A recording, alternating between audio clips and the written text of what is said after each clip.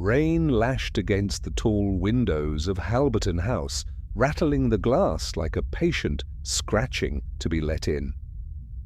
Inside, the heavy velvet curtains were drawn against the storm, though no curtain could hide the chill that had settled in the air. It was nearing midnight when the scream came, thin, high, and desperate. It carried through the great corridors, bouncing off the marbled walls before dissolving into silence.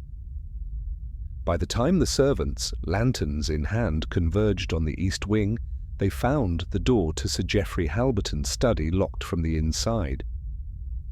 It was Mrs. Lydia Halberton, Sir Geoffrey's second wife, who stood nearest, pale as plaster, one hand pressed against her mouth. Her stepdaughter, Eleanor, stood a little apart, her face set in something unreadable. The butler, a long-faced man with a stoop, tried the handle again, then called through the door. No answer. He fetched the master key, but when the lock yielded and the heavy door swung inward, the tableau within froze them all. Sir Geoffrey sat slumped at his mahogany desk, the green leather blotter scattered with papers. His head was tilted to one side, eyes staring at nothing, a dark bruise blooming along the edge of his jaw. No sign of forced entry, no sign of a weapon. A single candle still burned low, casting shadows over the wide shelves that lined the room. One of the French windows was slightly ajar, letting in a thin trail of rain and wind, though the drop beyond was a sheer 30 feet to the gardens. The desk clock read 11:58. And then there was the clue, or what seemed to be one. Lying neatly in the centre of the floor, just beyond Sir Geoffrey's outstretched hand, was a playing card, the Queen of Spades, crisp, dry, untouched by the moisture creeping in from the open window. No one claimed to have seen it before, and yet there it lay, an almost theatrical addition to the scene. The local constable arrived within the hour, looking harried and uncertain. The locked room aspect troubled him, as did the lack of any obvious cause of death. Sir Geoffrey had been in robust health for a man of 58, though there were rumours he had been receiving threatening letters in recent weeks. None of these were found in the study, and Lydia claimed ignorance. Eleanor, when questioned, said only that she had been in her room reading when she heard the scream, and she had no idea why her father would have had a playing card in his possession. It was the rain that made the scene more puzzling. Outside, the storm had turned the gravel drive into a swamp, yet no muddy footprints led from the French windows into the study. No dampness on the carpet near the sill, just the faint smell of wet earth carried in by the wind. Whoever had opened the window hadn't stepped through it. So why was it open at all? A red herring, perhaps, or the remnant of some unfinished plan. By the time Inspector Harlan Greavves arrived from the city the following morning, the household was on edge. Greavves was a man who wasted neither words nor glances. His sharp eyes took in the smallest details, and he had an irritating habit of letting silence linger until the person before him felt compelled to fill it. He inspected the study carefully, lingering over the placement of the chair, the scuff marks near the desk, and the exact angle at which the playing card lay. He measured distances, tested the lock, and even leaned out of the open French window to gauge the drop. "What's below?" he asked the butler. "The south garden, sir. Rose beds. No way up unless you're carrying a ladder." Greavves grunted, then crouched by the desk. "Was the window latch intact?" "Yes, sir." "Yet unlocked?" "Yes, sir." The coroner's preliminary report brought no comfort. There were no wounds except the bruise on the jaw, which might have been from a fall or from a blow delivered with a gloved hand. No poison was detected in the initial tests, though further analysis was pending. It was as if Sir Geoffrey had simply stopped. But people did not simply stop without cause. When Greavves questioned Lydia, she seemed eager to portray herself as the devoted, wronged widow. She insisted she had been on her way upstairs when she heard the scream, that she had no knowledge of any playing card, and that her husband had no enemies worth the name. Yet Greavves noticed the faint smudge of soot along the cuff of her silk dressing gown, odd, since the fire in the study had not been lit that evening. Eleanor, in contrast, spoke reluctantly. She admitted her relationship with her stepmother was strained, though she would not elaborate. When pressed about her father's affairs, she mentioned almost absently that Sir Geoffrey had recently altered his will, though she claimed she did not know the details. Greavves filed that away. The servants, too, offered fragments. The maid who attended to the study swore she had dusted it only that morning, and the playing card had not been there. The footman mentioned overhearing a quarrel between Sir Geoffrey and a visitor 3 days before, though he could not see the man's face. And then there was the gardener, who claimed he had found a small, torn scrap of black fabric caught on the thorn of a rose bush directly below the French windows, something no one else had thought important enough to mention. The day wore on with rain still drumming at the windows, as though urging the house to speak its secrets. Greavves stood in the dimly lit study once more, staring at the Queen of Spades. A strange choice, that card. In certain circles it was a symbol of betrayal, of a woman's deceit. But was it a deliberate message left by the killer, or an accidental drop from something else entirely? Too neat to be chance, too bold to be ignored. He turned toward the window, letting his mind trace the possible sequence of events. A locked room, an open window no one had used, a card on the floor, and a dead man with no visible cause. Somewhere in this tidy tableau, the truth lay hidden, not in the broad strokes, but in the details others dismissed. The Queen of Spades was not a flourish, it was the hinge on which the entire door to the mystery would turn, and Greavves, with his patient, methodical mind, was determined to open it.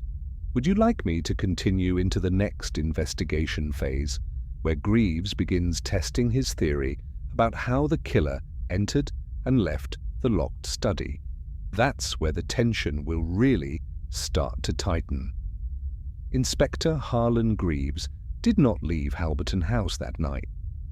He had taken a small guest room in the West Wing, claiming the weather made the roads impassable, but in truth he preferred to keep the household contained.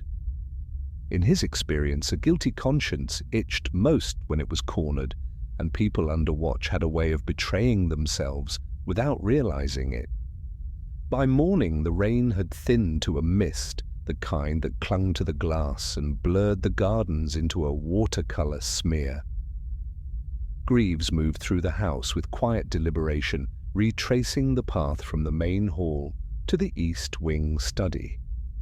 The constable, who had stayed overnight, busied himself with paperwork in the dining room. Servants were whispering in corners, but their eyes tracked him as he passed. The study was as it had been, except for one small thing. The playing card, the Queen of Spades, no longer lay where he had seen it. It now rested atop the desk blotter, as though someone had taken the liberty of moving it. He crouched to the exact spot it had occupied the night before. The carpet pile there was faintly flattened, the impression still visible in the fibres. He turned to the constable, who had followed him in. "Who moved the card?" The constable looked uncomfortable. "Thought it best to keep it safe, sir. The butler put it on the desk for you." Greavves said nothing, but the corner of his mouth tightened. Evidence, once disturbed, never told the same story twice. Still, he committed the altered arrangement to memory, because sometimes the act of moving an object said more than the object itself. From the desk, his eyes drifted to the French windows. He stepped outside onto the narrow stone ledge just beyond them, careful not to scuff the sill. The rose bushes below glistened with rain, their thorns gleaming like needles. He spotted the torn scrap of black cloth the gardener had mentioned, still clinging to a thorn despite the night's weather. Strange that the constable had not thought to collect it. He plucked it free and turned it over in his hand. It was smooth, fine, satin perhaps, its edge ripped unevenly. Not from any gardener's coat, certainly. Back inside, Greavves glanced toward the cold fireplace in the study. He stooped, running his fingers along the grate, then into the narrow gap between the hearth tiles. A faint smear of something dark. Ash, yes, but with a different texture, clung to his fingertips. He sniffed it, frowned. It was not wood ash. Something else had burned here recently, and hurriedly. Later, during the morning's formal interviews, he kept his questions short and his eyes sharp. Lydia Halberton, dressed now in deep mourning black, seemed more composed than the night before. Too composed. When asked whether she had been in the study that evening, she denied it easily. But when his gaze drifted to her hands, he noticed the skin along her right index finger was reddened, as if recently singed. "Did you light a fire last night, Mrs. Halberton?" he asked casually. Her eyes flickered toward the fireplace for the briefest second before returning to his. "Number, why would I?" "Curious," Greavves murmured, and let the silence sit until she shifted in her chair. He then asked about the playing card, whether it had any meaning to her. She shook her head, but her lips pressed together too tightly. When pressed further, she claimed her late husband had occasionally played cards with friends, but she could not recall seeing that particular card before. Eleanor's interview was different. She looked pale and tired, as though she had not slept. When asked about her movements the previous evening, she repeated her account without variation. But when Greavves mentioned the torn scrap of satin, her eyes narrowed in a way that suggested calculation, not surprise. She claimed not to own anything of that fabric, though the faintest trace of doubt in her tone betrayed her. Servants provided their own small, telling contradictions. The butler insisted Sir Geoffrey had locked himself in the study shortly after supper, yet the maid swore she had heard voices in the room less than an hour before the scream. The gardener, emboldened perhaps by Greaves's interest in the cloth scrap, admitted that he had seen a shadow move across the study window earlier in the night, too tall to be Eleanor, too slight to be Sir Geoffrey. By late afternoon, Greavves returned to the study once more. The desk drawers were neatly closed, but he had noted earlier a faint scuff on the wood beneath one. He opened it now slowly and found the edges of the papers inside slightly crinkled, as though they had been rifled through by damp fingers. One envelope at the bottom bore a faint watermark, an ornate crest he recognized from certain legal documents. It was empty. He replaced the drawer's contents exactly as he had found them, then lingered by the open window, looking out toward the sodden gardens. The drop was steep, yes, but not impossible for someone nimble. Still, the absence of footprints meant one of two things. Either the killer had never gone out that way, or they had prepared the ground in advance to hide their tracks. Both possibilities were troubling. As twilight bled into the rooms, he sat in a leather armchair in the hall, watching. People under strain revealed themselves in the small hours, not in grand gestures, but in glances, in who avoided whose eyes, in who lingered near certain rooms. He noted that Lydia passed the study twice, each time slowing just enough to glance at the desk through the doorway. Eleanor, by contrast, kept to the upstairs hall, but once paused at the top of the stairs as if listening for something. It was the housemaid who finally provided the day's last quiet twist. She approached Greavves in the dim hall, wringing her hands.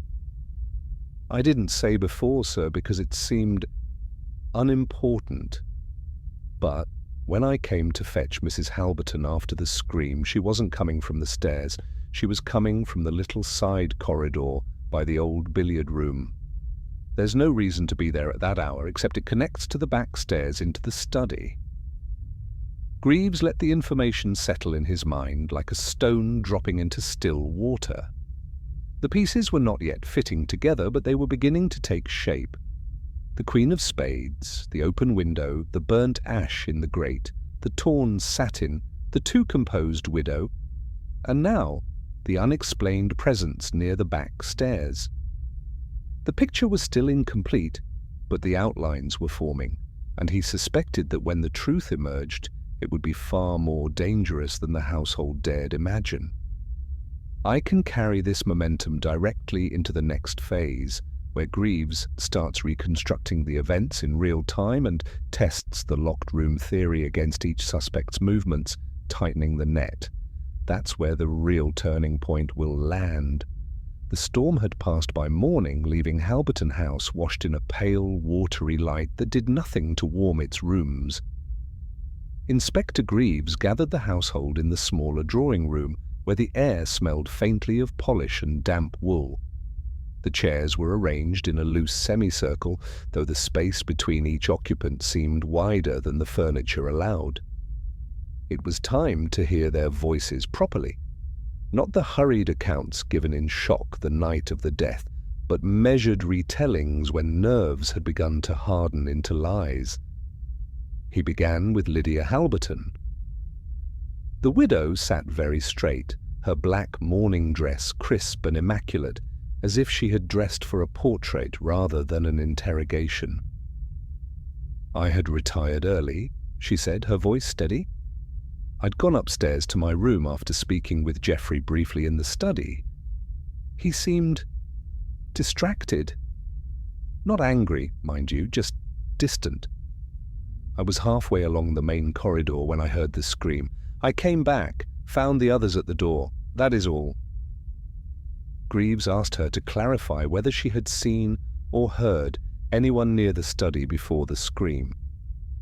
She shook her head without hesitation. Yet the housemaid's report from the night before echoed in his mind.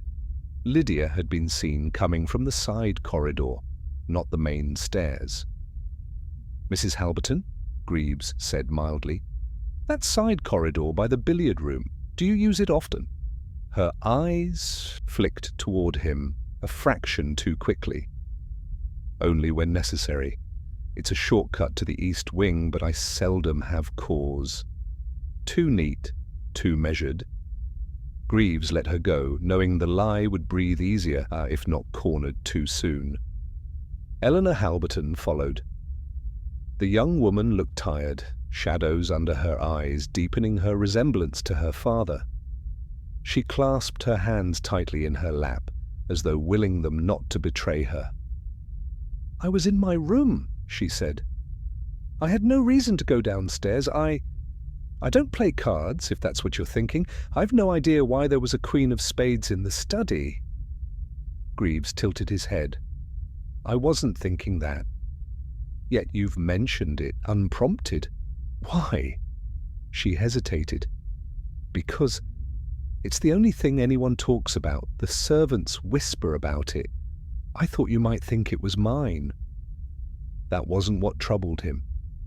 What troubled him was that when he brought out the torn scrap of satin, Eleanor's gaze lingered on it a heartbeat too long before she shook her head. "It isn't from anything I own," she said, but her voice was softer, as if the certainty had to be spoken quickly before doubt caught up.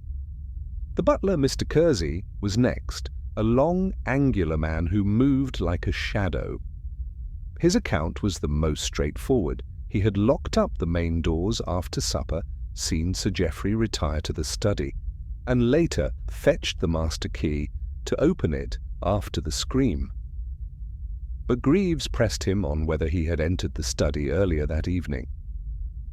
"I did not, sir. My duties kept me below stairs." And yet, Greavves said quietly. "You moved the playing card from the floor to the desk." "Why?" Kersey's mouth tightened. "It seemed disrespectful, lying there so. I thought to place it safely until you could examine it." "Disrespectful to whom?" Greavves asked. The butler hesitated, then said, "To the late Sir Geoffrey." His tone was formal, but there was a faint tremor in it, as though the act had meant more than he admitted. The gardener, Thomas Webb, came in, smelling faintly of damp soil. He stuck to his story about the shadow in the study window and the scrap of fabric on the rose bush. When Greavves asked if he could describe the shadow in more detail, Webb scratched his head. "It wasn't Sir Geoffrey, I know that. Tall but slender. Moved quickly, like they didn't want to be seen. Could have been either of the ladies, truth be told. But the window light was behind them. A dangerous statement, implicating without proof. But Greavves filed it away. The housemaid, Alice, gave her account with the unease of someone caught between truth and self-preservation. She admitted she had dusted the study that morning and seen no playing card. "It weren't there, sir. I'd have noticed.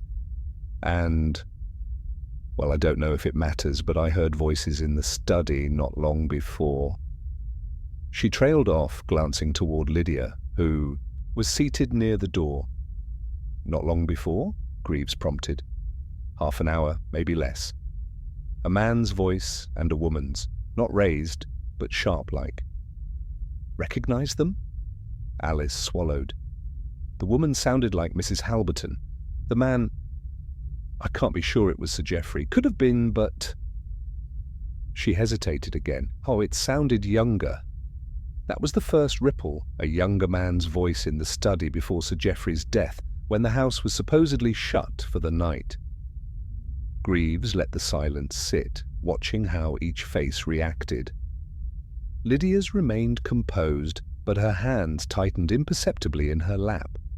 Eleanor glanced briefly at her stepmother, then away. The butler's gaze stayed fixed on the floor. When the questioning was done, Greavves dismissed them all except Lydia. He rose and crossed the small room to stand near her. "You told me you had no cause to use the side corridor that night. Yet the maid saw you there moments before the scream. Why lie about it?" She met his gaze coolly. "I went that way because I had left my shawl in the billiard room earlier. I did not think it mattered." "And yet you didn't mention it until now?" "Because you seemed determined to make it matter." Her control was admirable, but Greavves could sense the strain beneath it. He stepped back, letting her go without pressing harder. It was too soon to force the confession. Better to let the threads tighten on their own. That evening, as the house settled into uneasy quiet, Greavves walked the route from the billiard room's side corridor to the study. The back stairs were narrow, the kind servants used, and the door at the top opened directly into the study's corner, behind the desk, a perfect way in without being seen from the main hall. If Lydia had used it that night, she could have reached the study without passing anyone and left the same way before the others arrived, but it still left the locked door. And the Queen of Spades. He stood in the study once more, listening to the house creak and settle around him. Someone here was lying, several someones in fact, but their lies weren't yet aligned. That meant the truth was jagged, not rehearsed, and jagged truths had a way of cutting through their own disguise. Tomorrow he would start pulling harder. For now, he let the pieces shift in his mind.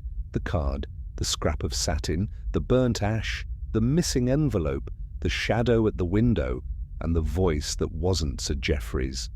One of them was the key, and the moment he found which, the rest would collapse into place. Greavves rose before the sun, long before the first clink of crockery in the kitchens. The air in Halberton House was still heavy from the storm, the faint scent of damp stone lingering in the corridors. He walked the length of the east wing slowly, thinking through the voices and glances of the previous day. Every person in the house had a reason, some sharper, some buried under layers of civility. The problem was that no single explanation bound them all to the same moment in the study. He began with Lydia. On the surface, she was the most obvious candidate, the second wife, younger by nearly 20 years, living in a house where her place was never truly secure. There was talk in the village, he had overheard it while arranging his arrival, that Sir Geoffrey had recently amended his will. The detail was confirmed by Eleanor, though she professed ignorance of its terms. If the change reduced Lydia's share or altered her standing, greed could be motive enough.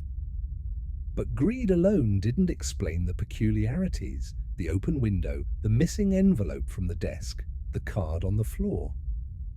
Eleanor's position was more complex. She had never warmed to Lydia, and though her demeanor was cool, there was something brittle beneath it. If her father had been planning to remarry yet again, or worse, had intended to divide the estate further, resentment could easily tip toward action. Still, Greavves found it difficult to picture Eleanor staging such an elaborate scene. Her mind seemed quick enough, but not in the calculated, performative way this crime required, unless, of course, she had help. The butler, Kersey, was another puzzle. His loyalty to Sir Geoffrey had been decades long, but loyalty was a dangerous thing when it turned sour. Greavves noted that Kersey's small act of moving the Queen of Spades was curiously protective, as if shielding not just the late master's dignity, but the meaning behind the card itself. Could Kersey have been covering for someone else? Perhaps Lydia, perhaps Eleanor? Or did he know more about Sir Geoffrey's dealings than he let on? Servants heard and saw more than their masters imagined. The gardener, Webb, was easy to overlook but hard to dismiss. His presence near the study window on the night of the murder gave him opportunity, and his vague description of the tall, slender figure could have been a smokescreen. If Webb had his own grudge, wages withheld, dismissal threatened, he might have acted, though the sophistication of the locked room arrangement seemed beyond him. Still, the scrap of satin found on the rosebush could not be ignored, and Webb's willingness to produce it could mean honesty, or misdirection. And then there was Alice, the maid. Her account of voices in the study, a woman's sharp tone and a man's voice younger than Sir Geoffrey's, was too pointed to be an invention. If she had lied, it was a dangerous one, because it invited suspicion toward people she served daily. Unless she was shielding that younger man, whoever he might be.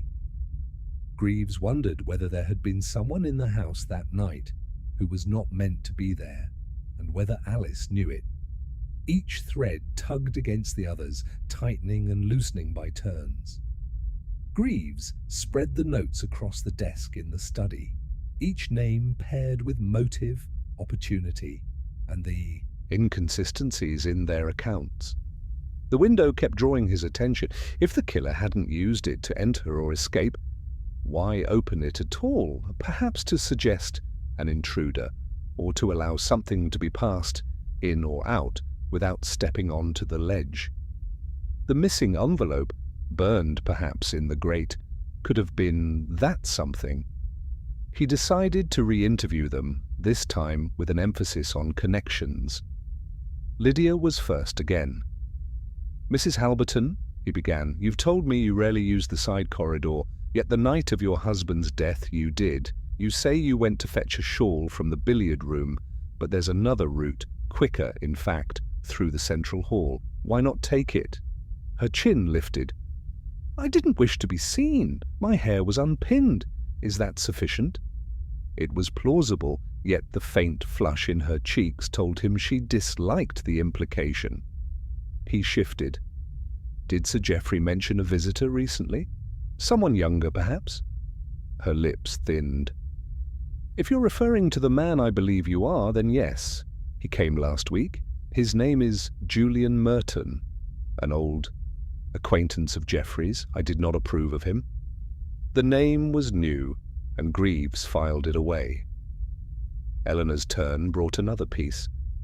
When asked about Julian Merton, she froze for a fraction too long before saying, "I heard Father and him arguing in the study the day before he died.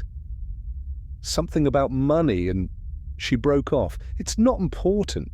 "It's important enough to hide," Greavves said. She gave no more, but the damage was done. Merton had quarrelled with Sir Geoffrey, and both Lydia and Eleanor knew it. Kersey, when asked, grew stiffer still. "Mr. Merton was here for less than half an hour. I was told not to announce him. I assumed Sir Geoffrey wished privacy." The butler's gaze did not waver, but Greavves caught the quick compression of his lips at the mention of the missing envelope. Webb had little to add on Merton, though he claimed to have seen a stranger near the lane 2 nights ago, tall, coat-collar, turned up. Greavves suspected that if Merton had been lingering near the property, Webb might have been paid to keep quiet. It was Alice who unwittingly pulled the web tighter. "Mr. Merton?" she said, when asked. "Oh, I know him. He used to visit before Sir Geoffrey married Mrs. Halberton. Always late in the evening. Once I found Mrs. Halberton in the hall after seeing him out, looking, well, flushed, like she'd been running." Greavves leaned back. Now there were multiple motives at play, greed, certainly, but also jealousy and perhaps revenge. If Merton and Lydia had once been close, and if Sir Geoffrey had found out, that could explain a quarrel.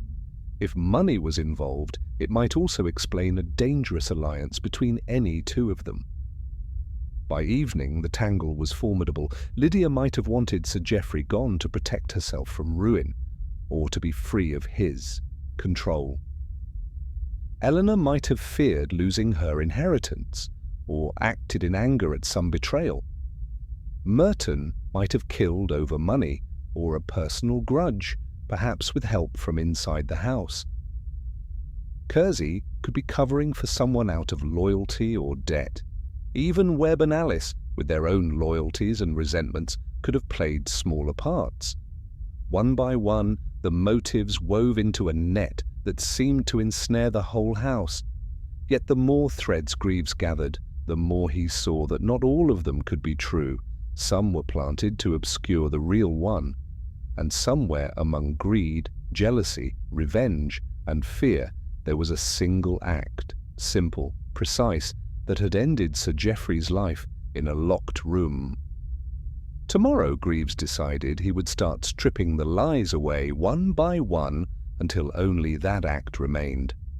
And when it did, the web would collapse, and someone in Halberton House would have nowhere left to hide. The breakthrough came just after dawn 2 days later, and it arrived in the form of a small, mud-stained leather wallet.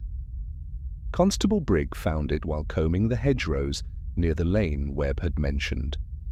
Inside was an identification card, a handful of banknotes, and a folded letter, its edges crinkled with damp, but the words still legible enough to make every man in the room lean closer.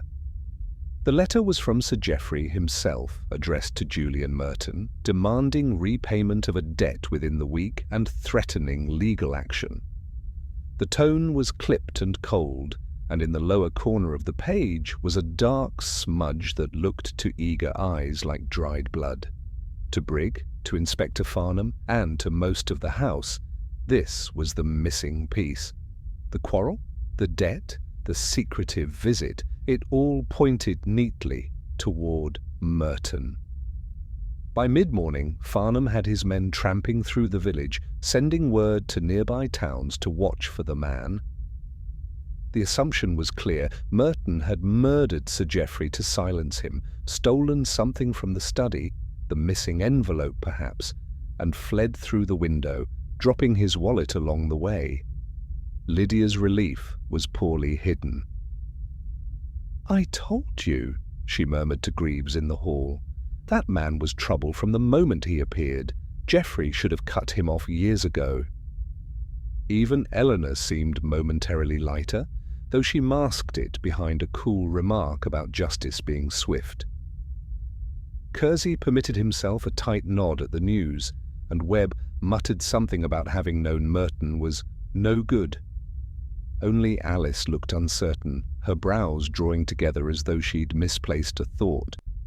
Greavves listened, nodded politely, and said very little. By late afternoon, the inspector returned triumphant. Merton had been spotted in a public house in Wenscombe. He'd been drinking heavily and boasting of settling an old score. Witnesses claimed he'd left abruptly when the subject of Halberton House came up. The inspector meant to have him in custody by nightfall. Greavves sat alone in the study as the shadows lengthened. On the surface, it was a tidy case. Merton had motive, opportunity, and now tangible evidence linking him to Sir Geoffrey's final hours. But something in the neatness itself felt wrong. The wallet's condition bothered him. The mud on its leather was caked but dry, as though it had been placed in the hedge some time after the storm, not during the night of the murder.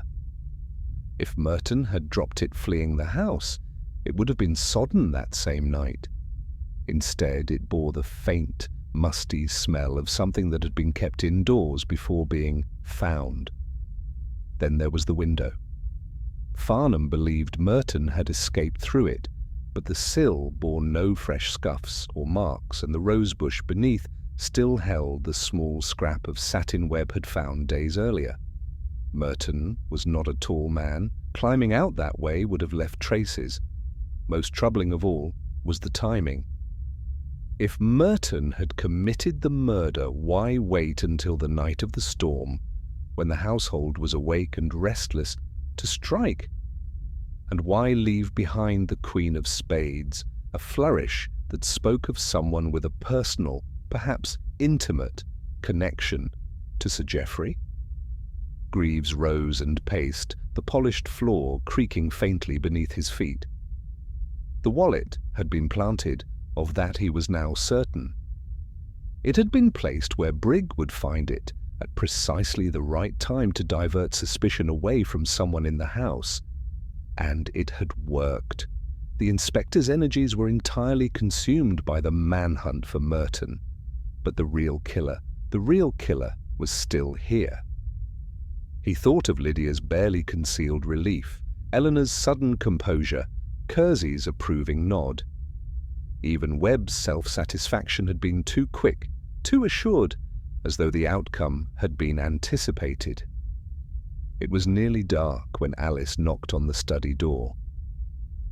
"Begging your pardon, sir," she whispered, glancing over her shoulder, "but I thought you ought to know Mrs. Halberton sent me to fetch a parcel from the gardener's shed this morning.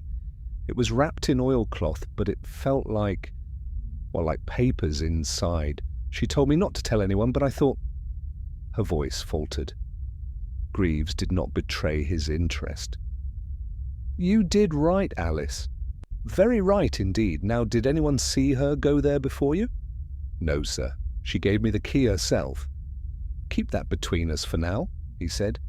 "And if she asks, tell her the parcel's still where she left it." When she had gone, he sat again, in the dim light. If Lydia had hidden something in the shed, perhaps the missing envelope, then arranged for the wallet to surface, she might well believe herself safe once Merton was taken. But if she were truly the killer, she was playing a dangerous game. The inspector returned near midnight, soaked and irritated. Merton had vanished from Wenscombe before they arrived. "Slippery devil," he growled, "but we'll have him. And when we do, he'll hang." Greavves only nodded. Outwardly, he accepted the apparent resolution. Inwardly, he knew it was nothing but a false victory. Merton's guilt was far from proven, and in the lull before the next move, the real criminal, calm, confident, and still within these walls, would be watching for the moment to strike again. And if Greaves's instincts were correct, that moment was coming soon.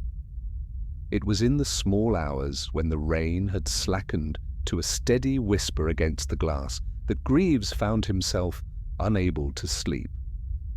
He had been turning over Alice's account of Lydia's oilcloth parcel, the planted wallet, and the strangely convenient sighting of Merton. Something in the pattern was wrong, but it wasn't just wrong now. It had been wrong before the murder. Greavves lit the lamp on his writing desk and drew out a stack of notebooks from his battered leather case. They were his own records, kept from years of private work, before the police ever called on him. Somewhere in these pages, he suspected, lay the shape of the thing he was chasing, a shadow that had flickered in his mind since the first day at Halberton House. It was the Queen of Spades that had triggered it, not as a mere card, but as a calling sign. 10 years earlier, in a quiet Devon village, an embezzler had left playing cards as his signature in each location he robbed, a childish taunt to the bank manager whose fortune he siphoned away. The embezzler had never been caught vanishing after one final job. The card of choice then had been the Queen of Hearts. Greavves flipped through to the case notes. The suspect had been a woman, a widow, named Frances Kersey. She'd disappeared after the scandal broke, leaving behind a husband who claimed she had been drawn into bad company by a lover. That husband's name was Charles Kersey. Greavves sat back. Sir Geoffrey's neighbour, the gruff man who had spoken so casually about debts and loyalties, had he really been a stranger to such affairs? Or had this murder drawn him back into a tangle he thought buried? The rain beat harder. Somewhere down the corridor, a door opened and shut quietly. Greavves heard the faint scrape of slippers on wood, the pause of someone listening for movement. Then, after a moment, the steps faded away. The next morning, he sought Kersey out. The man was in the stables, brushing down his mare. Greavves asked after the weather, the crops, and finally, with an almost careless air, the card left at the crime scene. "Curious choice, isn't it?" Greavves said. "Reminds me of an old case. Left a trail a mile long, it did. Ever hear of Frances Kersey?" The brush stilled for just a fraction of a second before resuming. "No relation," Kersey said. "Kersey's not such a rare name." Greavves did not contradict him. "Of course. Still, odd coincidence." He tipped his hat and left, but not before noting the man's knuckles whitened against the mare's neck. By mid-afternoon, another thread appeared, this one from Eleanor. She had been speaking idly to Alice about the garden, but Greavves caught a phrase that tightened the net in his mind. "Lydia always did prefer the old house in Bramley," Eleanor said, "even after what happened there." "What happened?" Alice had asked, her voice low. "Oh, a scandal. This was before she married Sir Geoffrey. Something about a missing will and a man found dead in his own cellar. It was all hushed up, but Geoffrey was dreadfully kind to her afterward, married her in spite of it all." Bramley. Greavves knew the place, a small market town, and the site of a quiet case that had never quite settled in his mind. The missing will had disinherited a young cousin in favour of an older, wealthier uncle.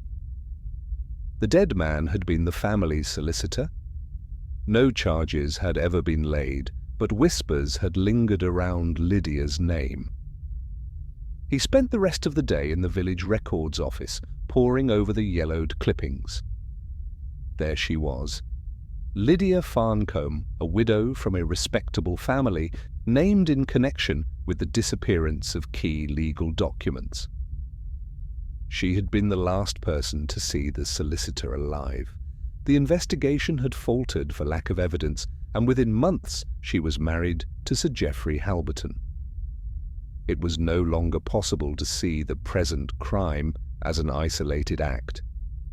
Lydia had a history that touched deception, financial gain, and sudden death. And now Kersey's own past, obscured behind a false ignorance, hinted at dealings with a woman who left playing cards like a flourish. That night, Greavves returned to Halberton House with his mind sharpened. The connection between Lydia and Kersey could not be dismissed. Both had pasts entangled with crimes left unresolved, both had proximity to Sir Geoffrey, and both stood to gain, financially or otherwise, from his death. At dinner, Lydia was bright and talkative, perhaps buoyed by the inspector's fixation on Merton. Kersey, on the other hand, was silent, glancing occasionally toward her, but never quite meeting her eye. Eleanor prattled about the weather. Webb muttered about tenants. Alice moved quietly in and out, her gaze darting to Greavves as though waiting for some sign. Greavves gave none. Instead, he asked a single question, pitched to the table at large. Did anyone here know that Sir Geoffrey once travelled to the Channel Islands? Lydia's knife slipped, clattering against the plate. No, she said quickly. Why do you ask?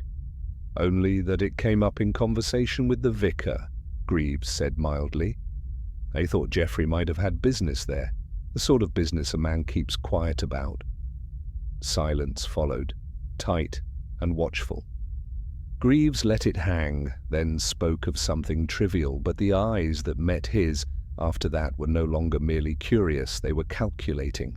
The past was seeping into the present, old crimes bleeding into new. Somewhere in the overlapping histories of Lydia and Kersey lay the truth about Sir Geoffrey's murder. And Greavves knew now that to solve it, he would have to unearth not just the killer's motive, but the secrets they had been burying for over a decade. And that meant the danger was far from over. The morning broke damp and colourless, the mist lying low across the fields, so that Halberton House seemed adrift in a pale sea.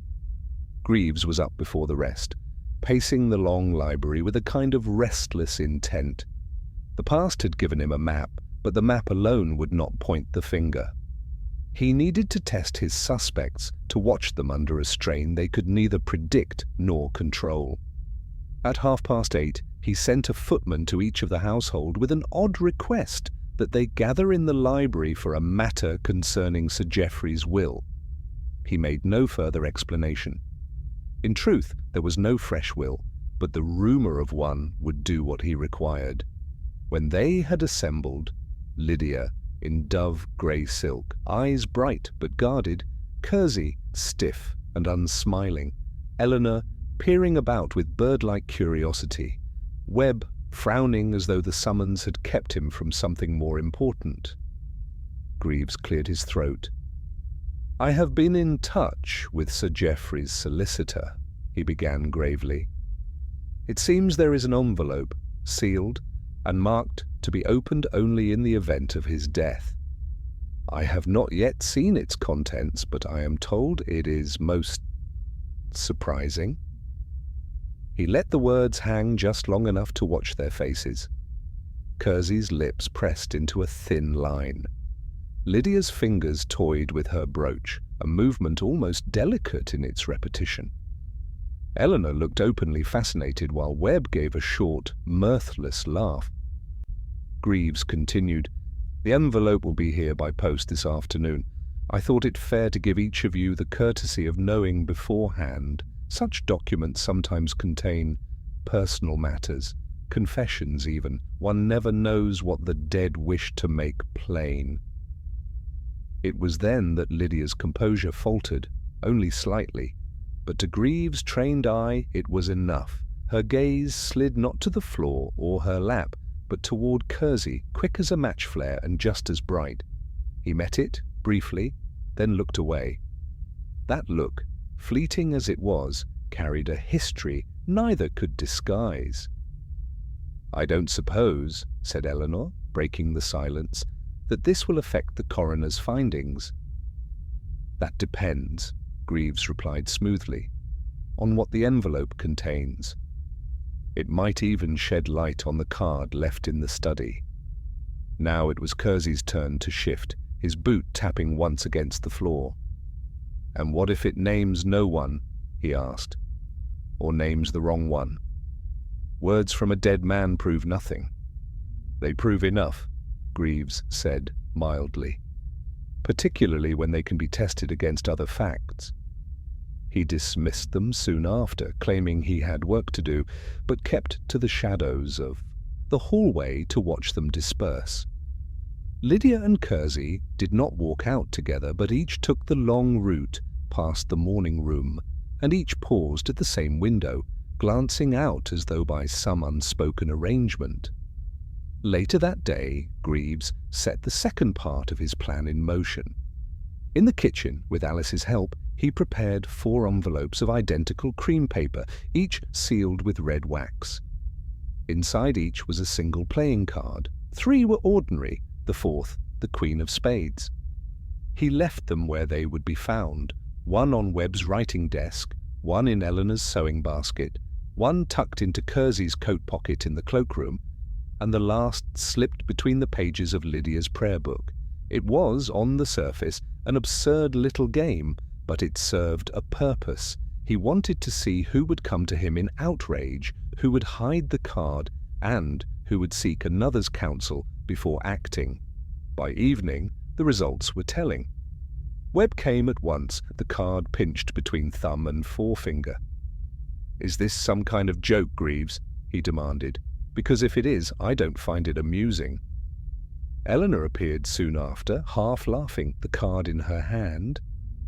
"What a queer thing to turn up in my work basket. Someone must be playing at being the killer." But neither Lydia nor Kersey brought their cards to him. Instead, Alice reported seeing them together in the conservatory, Lydia speaking in a low, urgent tone while Kersey stood rigid, the wax-sealed envelope in his fist. That was the crack he had been waiting for, not in their stories, but in their control. Up to now, they had kept their dealings apart, never sharing a visible link. But the planted cards had forced their hand, driving them into private counsel when they should have been keeping distance. That night, Greavves returned the card from Lydia's prayer book to his pocket, certain she had not yet noticed it missing. She might go to look for it, find it gone, and suspect Kersey, or someone else. Either way, her reaction would tell him where her fears truly lay. When the household finally slept, he sat again at his desk, the mist pressing at the windows, and began drafting a letter to the police. He would not name the killer yet, but he would ask for a plainclothes officer to arrive quietly in 2 days' time. The trap was nearly ready, and thanks to one unconventional little experiment with wax, paper, and an old playing card, he now knew exactly which 2 people would be standing in it when it snapped shut. The next morning, the house had the uneasy stillness of a theatre just before the curtain rises. Greavves was finishing his tea when Alice appeared, pale and breathless. "It's gone, sir," she whispered. "The card. The one in the prayer book. You said I wasn't to speak of it. But it's gone." Greavves set down his cup without a sound. "Gone when?" "This morning.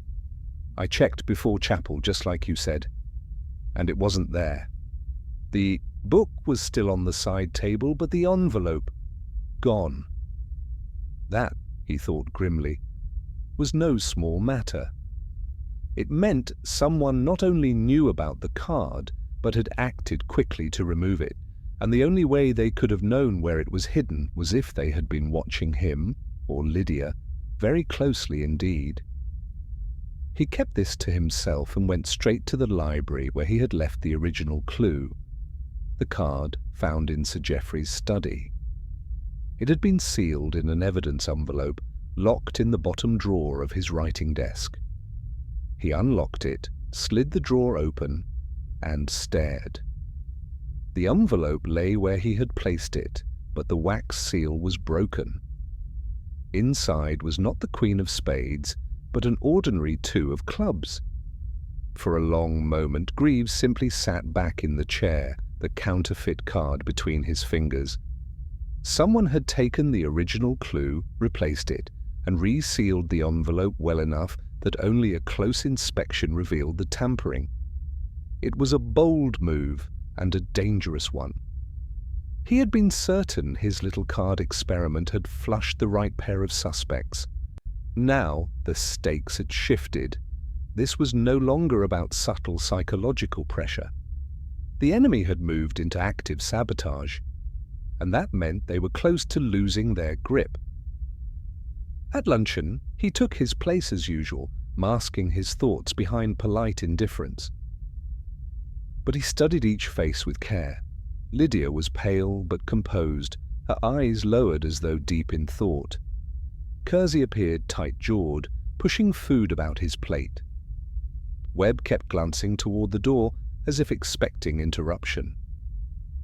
Eleanor chatted brightly with Alice about the flowers in the conservatory, seemingly untouched by the morning's tension. When the meal ended, Greavves excused himself and went not to the study, but to the small storage room off the servants' hall, where the household kept its luggage. He had noticed, during an earlier search, that one of the smaller valises bore faint traces of card paper dust on the lining, a sign it had once held playing cards. Today, the case was gone. He asked Alice quietly about it. She frowned, thinking, "Oh, that! Mr. Kersey took it last night. Said it needed mending. I thought it odd. There's nothing wrong with it." Greavves thanked her and went upstairs, his mind ticking over. If Kersey had taken the case and the original card was missing, then the two were almost certainly linked. But Kersey would not act entirely on his own, not unless he had reason to protect someone else. That afternoon, he went to Lydia under the pretext of inquiring after a book she had promised to lend him. She received him in her private sitting room, the curtains drawn, though it was bright outside. "I'm afraid I haven't had time to find it," she said lightly, but her hands twisted a lace handkerchief in her lap. "I see," Greavves replied, glancing about the room. "Perhaps later, when things are calmer. I understand you've had a rather unsettled morning." Her head came up sharply. "What do you mean by that?" "Only that household talk travels fast," he said, allowing a faint smile. "One hears of small things going missing."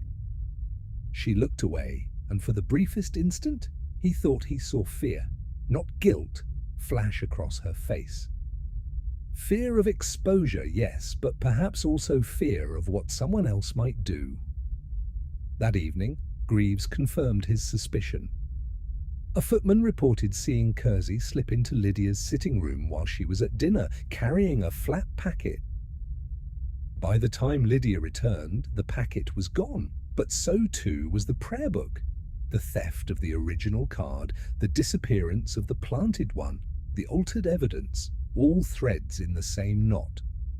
Someone was working methodically to erase the trail Greavves had laid, and they were doing it with an urgency that suggested the police's arrival, still a day away, was already felt. But erasing a trail can leave its own tracks. Whoever had taken the evidence had been forced to act in haste, and haste rarely leaves a clean finish. That night, under the dim light of a single lamp, Greavves sat at his desk and made a list. On one side, the things he had lost, the Queen of Spades, the prayer book, the original envelope. On the other, the things he had gained, knowledge of the thief's access, proof of collusion, and, most importantly, the certainty that they feared him enough to take risks. He locked the desk, put the counterfeit card in his pocket, and went upstairs. The game was still in motion, and if the evidence had vanished, the truth had not. Tomorrow, he would change the rules again. Because in this house, he thought, there was only one thing more dangerous than keeping a secret, and that was trying to bury it. The storm broke just after midnight, rattling the windows with rain and wind.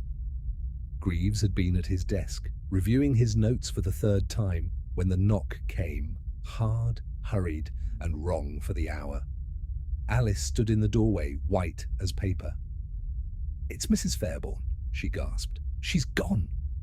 Greavves was on his feet instantly. "Gone where?" "No one knows. Her bed's not been slept in. The French doors to the terrace are open and there's a shawl on the lawn." Within minutes, the household was awake, dressing gowns and lamplight filling the corridors. Lydia's room was just as Alice had said, empty, the doors swinging in the wind. Outside, the rain had soaked the shawl into a heavy, sodden thing. Greavves knelt beside it, noting the frayed corner where a button had snagged. No footprints were visible. The storm had erased them before anyone could see. "She wouldn't have gone walking in this weather," Eleanor murmured, arms folded tight against the cold. "Someone's taken her." It was the obvious conclusion, and the one Kersey loudly endorsed, though his eyes slid away when Greavves met them.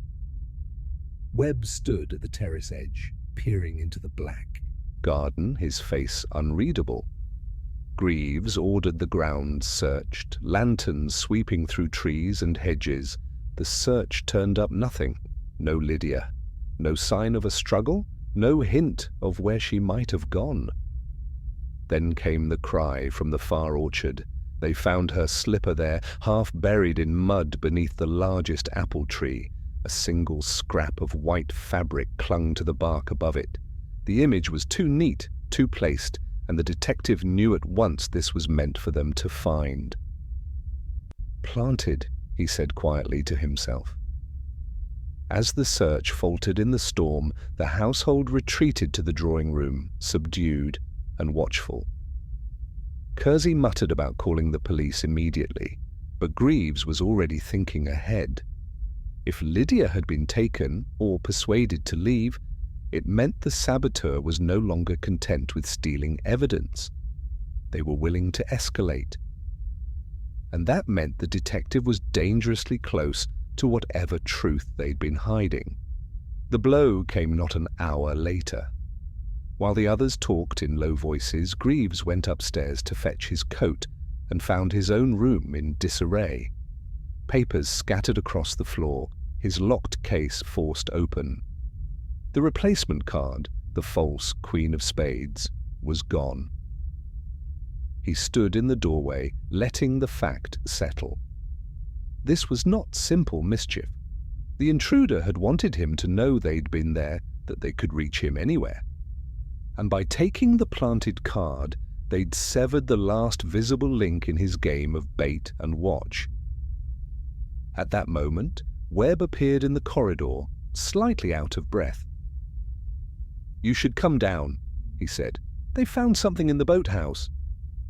The boathouse was a squat, timbered thing at the lake's edge. Inside, under a hanging lamp, lay a coil of rope, fresh cut at one end, the fibers still white and sharp. Near it, a man's boot print led toward the dock. Beyond that, in the black water, something floated briefly before sinking. "Lydia?" Greavves asked sharply. "No body," Webb replied, shaking his head. "But," he gestured to a small wooden box on the workbench. Inside lay a brooch, Lydia's, its clasp bent as though wrenched away. Greavves studied the scene in silence. This had all the marks of a performance: the shawl, the slipper, the brooch, the solitary footprint. Every clue was convenient, obvious, and incomplete. Someone wanted the search to go in circles, to waste hours chasing a staged abduction while the real move took place elsewhere. And then it struck him. This wasn't about Lydia at all. She was the distraction. Without a word, he turned and ran back toward the house. Upstairs, he headed for the locked storage room where the household strongbox had been kept under police seal. The seal was broken. Inside, the ledgers, letters, and personal documents that Sir Geoffrey had guarded so carefully were gone. It was the kind of theft you could only attempt once the household was fully engaged. Elsewhere, out in the rain, hunting for a missing woman. The storm outside had begun to ebb, leaving the house shivering in its damp silence. Lydia was still missing. The strongbox was empty, and the thief had stripped away every advantage Greavves had built. The case had not just doubled in size, it had turned inside out. Whoever was behind this wasn't merely covering a murder, they were engineering a perfect vanishing act for themselves, and unless he could unravel the truth quickly, there would be no one left to catch. The rain had stopped by dawn, leaving the grounds dripping and raw. The search parties had returned empty-handed, their boots caked in mud, their faces tight with fatigue. Lydia Fairborn had vanished as thoroughly as the ledgers from the strong-box, and the household now moved in an uneasy hush, each person retreating into themselves. Greavves sat in the library, untouched tea cooling on the table beside him. He replayed the night's events in his mind, this time not looking for what had been found, but for what had been assumed. The shawl, the slipper, the brooch, each had been presented in a way that invited immediate, unthinking conclusions.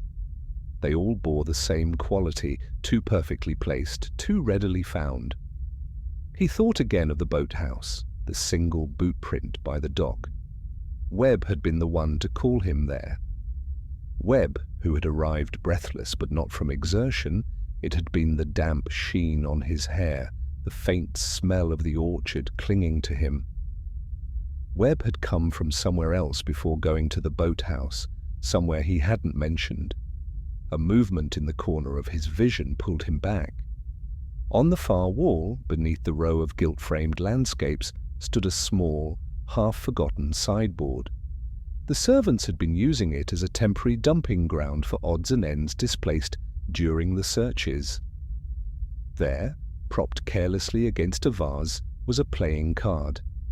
The real Queen of Spades, not the false one he'd been using as bait. It was bone dry. Greavves rose, crossing the room. The card's surface was faintly smudged, as if held by fingers recently dusted with earth. No one had mentioned finding it.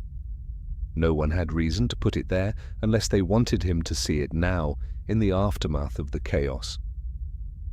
His mind ran back over every place the card had appeared before, once in Eleanor's sewing basket, once inside the hollow of an old book in the study, once, most damningly, in the pocket of Kersey's overcoat, where it could not possibly have landed by chance. Each time it had surfaced after an unexpected discovery elsewhere, like punctuation marks in a sentence only the writer understood. The card was not just a calling card, it was a timeline. Whoever was planting them was marking stages in a process, measuring progress towards some final step. And if the first had appeared shortly after the initial murder, and the second after the false evidence about Lydia's disappearance, then this one marked something that had already happened, unseen in the last few hours. He set the card down, gaze narrowing. The strong-box theft. If that was the milestone, then the card's appearance meant the thief was signaling. To whom? Not him, surely. No, the audience for this performance was inside the house. The card was a message to an accomplice, telling them that the plan had advanced. And then he saw it, the one detail that had been nagging at him since the beginning. In the first interview with Lydia, before her disappearance, she had made a remark about having to hide things in the obvious place, or else they disappear into the wrong hands. It had seemed a nervous joke at the time, a little self-deprecating jab about misplacing her spectacles. But now, in light of the card's deliberate placements, it read differently. A private code, spoken in plain hearing, about her awareness of someone else's habit. If Lydia had known where something was obviously hidden, she could also have known where the ledgers would be, long before the strongbox was supposedly tampered with, which meant she might not be a victim at all. Greavves took up the card and went to the morning room. Alice was there, pouring coffee for Eleanor and Kersey. Webb was by the window, feigning interest in the damp garden. Greavves held up the Queen of Spades. "Someone's been using these to keep track of their progress," he said evenly. "One for each milestone, The first after Sir Geoffrey's death, the second after Lydia's staged disappearance, and now after the theft of the ledgers. Eleanor frowned. Why on earth would they signal like that? Because they weren't signalling to me, Greavves replied. They were signalling to their partner, the same way a lighthouse signals to a ship waiting just beyond the horizon. Kersey gave a sharp, derisive laugh, but it faltered quickly under Greaves's steady gaze. He went on. And here's the part I think none of you have considered. The partner isn't out there somewhere. They're in this house, which means the card was placed where they would see it, and in the course of seeing it, confirmed that the theft had succeeded. The silence that followed was taut as wire. Only the ticking of the mantel clock broke it. Greavves let the moment stretch, then added, "This is no longer a question of who could have committed the crime. It's a question of who's been in the right place at the right time to both execute the theft and deliver the signal. That narrows our field considerably." As he said it, a dozen small recollections snapped into place. Doors that had been ajar when they should have been shut. Witnesses who had arrived just after a discovery. The odd way certain conversations had been interrupted. The pattern was no longer scattered pieces. It was a lattice, and at its center, two people moved in careful coordination. Now he just needed to catch them speaking in the open. The revelation came not in a thunderclap, but in the slow, precise unfolding of a knot. Greavves did not summon the household to the library with any pomp. He simply asked for them to gather. No constables stood by to menace the guilty.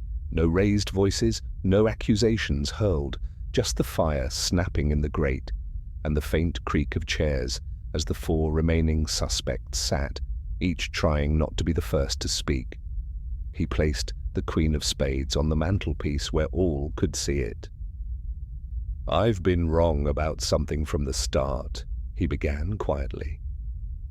"Not wrong about who, I know that well enough, but wrong about why." Kersey shifted in his seat, a faint smirk tugging at his mouth. Eleanor stared into her lap, twisting a handkerchief. Alice watched him with cool, unwavering eyes, and Webb kept his gaze fixed on the fire. "From the first," Greavves went on, "I believed this was about money, the ledgers, the inheritance, the missing items from Sir Geoffrey's estate. That's what you wanted us to think. But greed alone doesn't account for the rest. The calculated humiliations, the carefully chosen clues meant to draw me off course. The risk of a second crime after the first was already complete. No one who just wanted a quick profit would orchestrate something so elaborate." He let his gaze rest on Webb. This was about control. Not the kind you buy, but the kind you take. Over a person's life, over their reputation, over their very sense of safety. Eleanor's breath hitched. Greavves turned toward her. "You've lived under that control for years, haven't you? Only you thought it came from Sir Geoffrey, when in truth it was coming from someone else entirely." Her eyes flickered to Webb before she could stop herself. That was all the confirmation he needed. "You see," Greavves continued, "before Sir Geoffrey's death, there was a quiet little enterprise running in this household. Blackmail of the most intimate sort. Letters, photographs, petty indiscretions turned into shackles. Sir Geoffrey may have been the figurehead, but the architect was his steward, Mr. Webb. The Queen of Spades was his signal to Lydia that each stage of their scheme had succeeded. First, the elimination of a man who had begun to suspect. Second, the removal of a witness. Third, the destruction of the ledgers that could trace the extortion payments." Kersey broke in, his voice sharp. "If this is true, why go to such lengths after Sir Geoffrey was gone? The old man was the one with the money." Greavves gave a thin smile. "Because the money was never the real prize. It was dependence, the ability to dictate someone's choices, to keep them off balance and afraid. When Sir Geoffrey died, Webb needed a new anchor, one that would tie the remaining members of this household to him in perpetuity. The ledgers weren't destroyed because they were valuable. They were destroyed because they contained the truth about all of you, and without them, no one could prove who was pulling the strings. He could keep the game going forever. Alice's voice cut through the tense air, low and measured. And Lydia? What was she to him? Greavves turned the Queen of Spades between his fingers. Lydia was the perfect apprentice. She had her own reasons, resentments toward her stepmother, a desire to hurt anyone she saw as competition for affection or influence. Webb groomed her for the role, taught her the value of secrets, and in return, she became his accomplice. The staged disappearance was her idea, her chance to prove she could vanish and reappear at will, terrifying those left behind. Eleanor whispered, "Why would anyone want to live like that?" Webb finally spoke, his voice calm, almost conversational. "Because it works. People are easy to break, Mrs. Fairbairn. All you need is something they can't bear the world to know. Once you have that, they'll come to you for mercy again and again, and you can choose whether or not to give it." The firelight threw his shadow against the far wall, long and skeletal. Greavves studied him for a moment. "It's a child's game, really. But played by an adult with no boundaries, it becomes monstrous. And that's the truth of it, isn't it, Webb? You don't care about wealth, or love, or even survival. You care about making other people feel small." The smirk that curved Webb's mouth this time was one of pure recognition. "And you care about dragging it into the light? So here we are." The room was silent, except for the ticking of the clock. The Queen of Spades sat between them, a final, damning marker of the game's end. The next morning dawned dim and sullen, a low fog wrapping the Fairbairn estate like a shroud. Greavves moved quietly through the house, his calm, deliberate presence belying the fact that the trap was already set. Webb had been allowed to sleep in his quarters unguarded, a deliberate choice. Lydia had been confined to her room, though under the pretext of protection.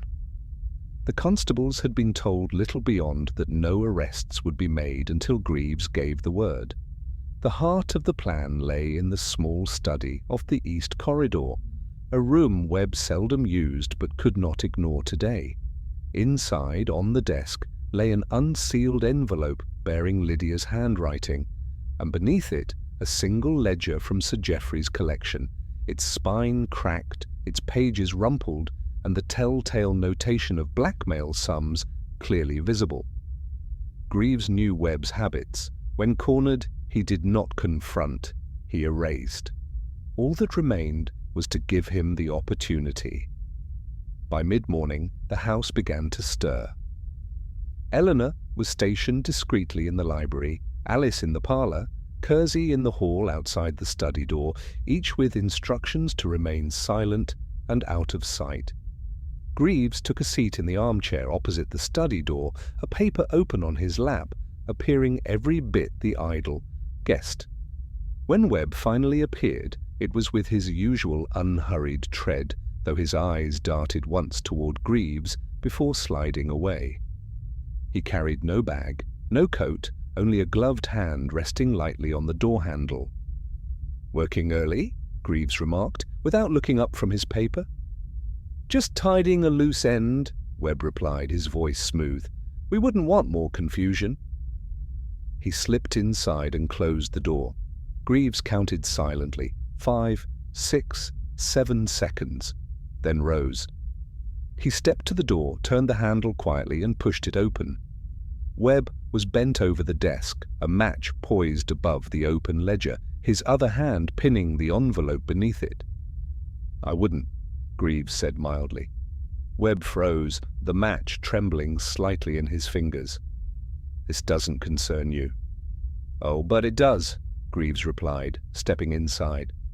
"That's the last copy, you see. The others are gone." I made certain of it myself, and that envelope, curious thing, contains nothing but a blank page, but you couldn't resist opening it, could you? The handwriting was bait. Lydia's handwriting. Webb straightened slowly, his eyes narrowing. And if I burned it? You'd still hang, Greavves said flatly. You've already admitted enough in your own words last night, and the constables were listening from the next room. The Queen of Spades, the staged disappearance, your partnership with Lydia. It's all recorded. The ledger is simply the ribbon on the package. The tension in the room coiled tighter. Webb's gaze flicked to the window, then the door behind Greavves. He shifted his stance ever so slightly, the way a man might before lunging. Greaves's voice dropped to an almost conversational tone. If you're thinking of trying for the window, I wouldn't recommend it. Kersey's in the hall. 2 constables are outside in the fog, and Lydia, well, she's already told me more than she meant to. She's frightened of you now, Webb. She won't protect you. The match in Webb's hand sputtered out. For the first time, his composure cracked, a flicker of something raw and unguarded in his eyes. She's a child playing at power, he muttered. She'd have been nothing without me. Greavves stepped closer, his shadow falling across the desk. And you'd have been nothing without Sir Geoffrey's name to hide behind. That's why you killed him, not for his money, but because he was beginning to see you for what you were, and Lydia's little game of vanishing was your way of making sure no one ever quite knew where the danger came from. You think you've won? Webb said, his voice low, dangerous. I know I have, Greavves replied. The study door swung open, and Kersey entered with 2 constables at his heels. Webb's jaw tightened, but he didn't resist when they took his arms. As they led him out, he glanced back once, his expression almost curious. You're thorough. Greavves, I'll give you that. I prefer complete, Greavves said. When the door closed, the room felt suddenly larger, the air less suffocating. Greavves picked up the ledger and the empty envelope, tucking them under his arm. Outside, the fog was beginning to lift, and somewhere in the house, Eleanor's voice rose in quiet relief. The game was over. The Queen of Spades would fall silent. The air in the Fairbourne estate had begun to settle into the stillness that follows a storm. Webb was gone, taken away in the constable's carriage, his sullen silence a sharp contrast to the drama of his arrest. Lydia, pale and brittle, had retreated to her room, the sound of her door closing carrying the weary finality of an ending. Greavves sat in the drawing-room, ledger on his knee, sipping tea that had long gone cold. Eleanor had joined him briefly, thanking him in a quiet, almost dazed tone before excusing herself. It seemed the whole affair had finally reached its conclusion, but something gnawed at him. Webb's parting words, "You're thorough, I'll give you that," weren't simply the bitterness of a man undone. They had been delivered with an odd edge, almost as though Webb were leaving something behind, a breadcrumb for Greavves to find, and Greavves had never been the sort to leave a trail unexplored. He opened the ledger again, letting his eyes drift across the neat columns of blackmail sums and dates. Each entry matched something Eleanor or Lydia had mentioned, except one.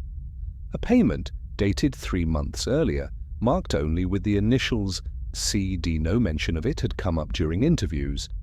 Greavves frowned, then stood and rang for Kersey. "Kersey, tell me, does the name C.D. mean anything in this household?" Kersey hesitated. "Not directly, sir, but there was a Charles Denbury, a solicitor who used to handle Sir Geoffrey's affairs before Mr. Webb took over. Retired suddenly, went abroad, I heard." Greavves nodded slowly. Abroad, or hidden. He remembered Lydia's uncharacteristic quiet during certain parts of their questioning, moments when her eyes had darted toward the window instead of meeting his gaze. She'd been afraid of Webb, yes, but perhaps for reasons deeper than fear, of his temper. Leaving the drawing-room, Greavves made his way to Lydia's quarters. She opened the door at his knock, her face composed, but her eyes shadowed. "It's over," she said, though her voice carried no conviction. "That depends on what you mean by over," Greavves replied mildly. "Webb's gone, but there's the matter of Charles Denbury and of your last visit to London, the one you didn't tell the constables about." Her breath caught. "You have no proof." "I don't need proof," Greavves said, stepping into the room. "I have pattern." Webb was clever enough to carry out his plan, but not clever enough to make it work without help. Denbury handled the legal groundwork, setting up accounts, moving sums quietly. "And you found the people worth paying off. You wanted Webb gone as much as anyone, but you didn't want to be left with the blame. So you played both sides. Fed me just enough truth to turn me against him." Her mask wavered, but she said nothing. "You left that ledger out for me to find," Greavves went on, "but you kept the most dangerous entry hidden, Denbury's, because if he's named, so are you. And if Webb talked—" "He wouldn't," she said quickly, too quickly. "Number." "But only because he believed you'd protect him. That's why he looked almost satisfied when they took him away." Greaves's voice softened. "He thought you'd run, Lydia. And I think you planned to." She turned away, crossing to the dressing table where a small valise sat half-packed. Her fingers brushed the handle once, then fell away. "I could have managed without him," she said quietly. "He was reckless. I wasn't. I kept the accounts balanced, the stories straight, but Sir Geoffrey, he was beginning to suspect. If Webb hadn't acted, I might have had to." Greavves regarded her for a long moment. "You understand what happens now?" Lydia's eyes met his in the mirror, defiant yet resigned. "You'll tell them?" "Eventually," Greavves said, "but first I'll find Denbury. You may thank him or curse him, but you'll both answer for what you've done." As he left her room, he felt the weight of the case shift, not finished after all, but turning into something deeper, a web still stretching out beyond the estate's fog-bound walls. Webb had been a villain, but not the architect. The true design had been woven in finer, quieter threads, and now he would follow those threads to their very end. Rain was falling in a thin, steady curtain over the Fairbourne estate 3 days later, when Greavves returned, not with constables this time, but with a travel-worn man in a dark coat whose eyes scanned the drive as though expecting danger at every turn. Charles Denbury, gaunter now than in the photographs Greavves had found, looked more like a fugitive than a solicitor. They met in the drawing-room, where Eleanor sat rigid in a high-backed chair, Lydia at the far end of the room, her face set in porcelain stillness. Webb, now locked away in the county jail, was absent, but his shadow lingered in every uneasy glance. "I imagine you know why I'm here," Greavves began, taking his place by the hearth. The fire was low, throwing flickering light across the assembled faces. This began, to all appearances, as a single act of greed, a theft from Sir Geoffrey's accounts cloaked in the chaos of his final illness. But that was only the surface. Denbury said nothing, though his jaw tightened. "I started with the obvious players," Greavves continued. "Webb, with his bluster and access to the books. Lydia, the devoted stepmother who somehow managed the household with unerring precision, despite inheriting it from nothing, yet certain details refused to fit. For instance, why had the blackmail ledger survived untouched in Webb's desk? Why would a man clever enough to hide his embezzlement leave such a thing lying about unless someone wanted it found?" Eleanor's gaze shifted toward Lydia, then quickly away. "The answer was that Webb didn't leave it there. Lydia did. She wanted a clean way to dispose of him without drawing the noose around her own neck. That was why she was so helpful, too helpful during my inquiries. She knew the timing of every suspicious event, but never offered an observation that pointed to herself, only to Webb. At last, Lydia spoke, her voice cool. "And Denbury? Where does he fit into this elaborate picture you've drawn?" "Nicely, as it happens," Greavves replied. "The initials CD in the ledger, Denbury's. Payments to ensure certain legal documents were altered quietly, so Sir Geoffrey's will favoured you over distant relatives. Denbury in turn received sums laundered through Webb's accounts. When Webb began overreaching, you saw your chance to be rid of him while keeping Denbury in reserve to safeguard your position." Denbury's mouth twisted. "You can't prove—" "Oh, I can," Greavves said softly. "Because the one thing neither of you accounted for was Webb's petty nature. Before his arrest, he'd prepared a little insurance. Letters from Denbury, kept in a locked cash box. The box is now in the constable's hands." The silence that followed was thick enough to choke on. Lydia's fingers tightened around the arm of her chair. Denbury looked at her with something like betrayal in his eyes. "You've trapped us both," Denbury said. "No," Greavves corrected. "You trapped yourselves. I merely followed the path you laid. You each thought you could outplay the others, but in the end, greed makes careless companions." Eleanor spoke then, her voice trembling. "And what will happen now?" "Webb will stand trial," Greavves said. "Denbury will face charges of conspiracy and fraud. As for Lydia—" He looked at her for a long moment. "You've been careful enough that your involvement in the financial crimes may be hard to prove, but perjury, obstruction, conspiracy to conceal evidence, those may hold. Whether justice serves you entirely will depend on how forthcoming you choose to be in court." Lydia's chin lifted, and for the first time, Greavves saw the faintest glimmer of a smile. "Then perhaps justice will serve me instead." The remark hung in the air, neither confession nor denial, before she rose and walked from the room. Denbury swore under his breath. "Oh!" Eleanor sat back, her hands gripping the fabric of her skirt. Greavves watched the door close behind Lydia and felt the familiar weight of an imperfect ending settle on his shoulders. Justice, he had learned long ago, was a living thing, prone to limping, rarely arriving in the tidy packages that novels promised. Webb would hang or rot in prison. Denbury's career was finished. But Lydia might yet slip the net. She had played her part with too much subtlety to be undone entirely by the law's blunt edges. Still, Greavves took some satisfaction in the fact that she knew he saw her clearly.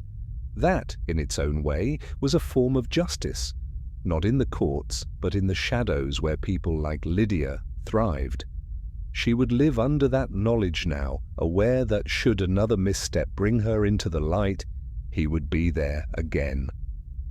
And so, with the rain drumming against the windows, Greavves gathered his coat and hat, leaving behind the Fairbourne estate with its fine curtains and finer lies, knowing the case was closed in every official sense. But in truth, it was only ever paused until the next deceit called him back. The mist clung low over the winding country lane as Greavves adjusted his collar against the damp chill. His boots crunched softly on the gravel, the steady rhythm a small comfort after the tangled chaos of the Fairbourne case. The estate faded behind him, its grand silhouette swallowed by the grey morning. He had left behind a house full of fractured trust and unsettled reckonings. Webb was behind bars, Denbury's fate was sealed by mounting evidence, and Lydia remained a shadow, neither fully condemned nor absolved. Justice, it seemed, was a mosaic of truths half glimpsed and half concealed. Yet, as the detective walked, a small unease tickled at the back of his mind. The pieces fit together in broad strokes, but there was a nuance he could not dismiss. That ledger, the very one Webb had attempted to burn, had one entry that never quite aligned with the rest. The payment marked CD was clear enough, but a second notation, nearly erased, was less so. A ciphered sequence of letters and numbers scrawled in hurried ink, almost overlooked beneath the ledger's crease. Greavves paused and drew the battered notebook from his coat pocket. By the light of the rising sun filtering through the trees, he traced the faded scribble again.